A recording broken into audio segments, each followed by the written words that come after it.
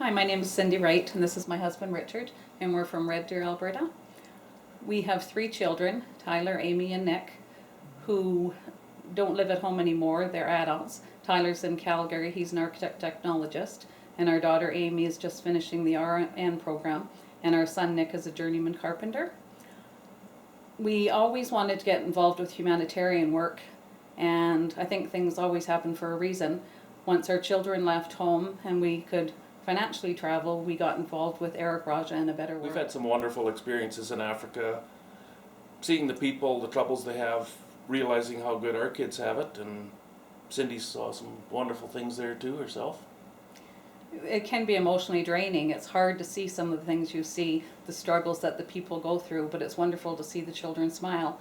It takes so little to make them so happy, and it can be the smallest thing that we've done that will just make their day, and they're so very appreciative of that. The world has some fantastic projects over in Kenya. We build clinics and schools, and water is huge this year. A well was put in the Mara a couple of years ago, and waterborne diseases were down 70% in less than a year. That was fantastic. This is Lake Nakuru. This is close to some of our major projects, and this lake has over 1 million flamingos. This is a welcoming ceremony, or maybe a thank you ceremony for the Canadians that have come to visit. We've helped them out with different projects there, so they're just thanking us for being there. This is like a competition for the young warriors. They see how high they can jump. It's like a rite of passage, or see who's the toughest, that type of thing for the young boys.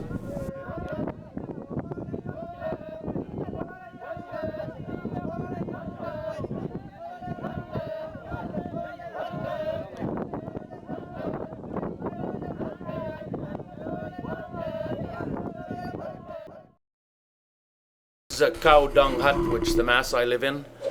The women actually build the huts and maintain them.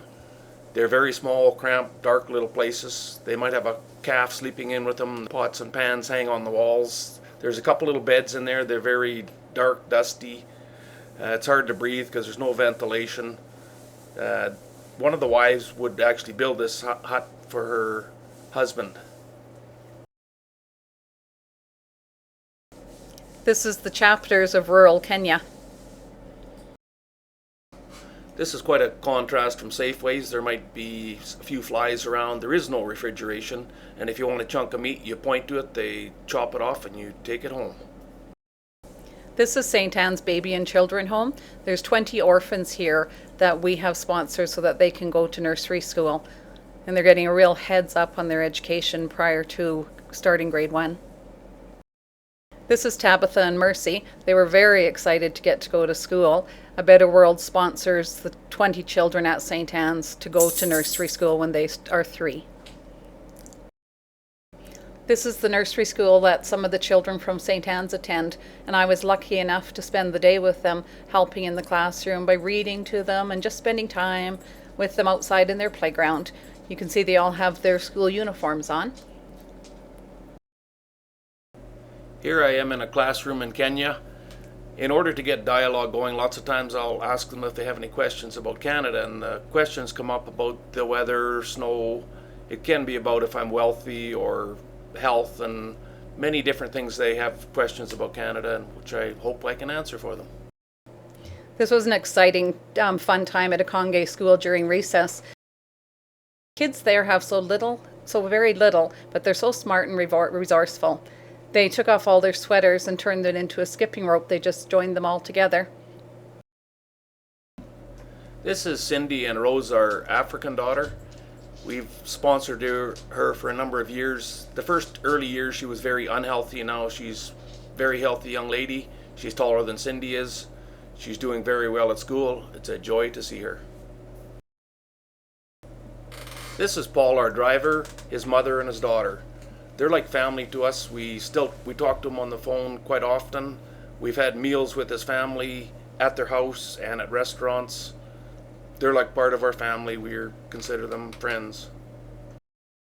This is the shape you'll find a lot of the mattresses at the orphanages or the small homes we visit. This is an exciting time for us when we buy the kids new mattresses. You can see it transported on top of our matatu or taxi. The kids are very excited when they get their new mattress. This is Richard. He had just handed out toothbrushes to all these little kids, and the children were so happy. They have so little and they're so happy to receive anything from us.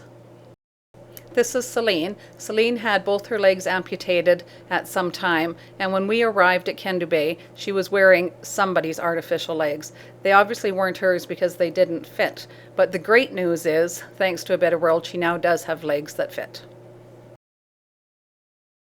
You don't have to be a doctor or a professional or a nurse. I'm a legal secretary, and I find lots that I can do over there as well. And every volunteer has made a huge difference to the different projects that we have. Everybody brings a whole different set of eyes and thoughts. So don't think that you don't have any skill, because you do.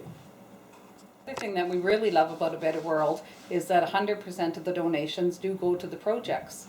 And we love taking the donors to see what their money has been spent on, and they can see the value of partnering up with A Better World. And that over the years, traveling to Africa and helping out has really changed our lives. And I think it would change a lot of people's lives if you came to do it. I know a lot of people have a little bit of fear about going to Africa, and I did at the very first too, but I really don't think you have to. It's very safe there, and we've had no problems over the years.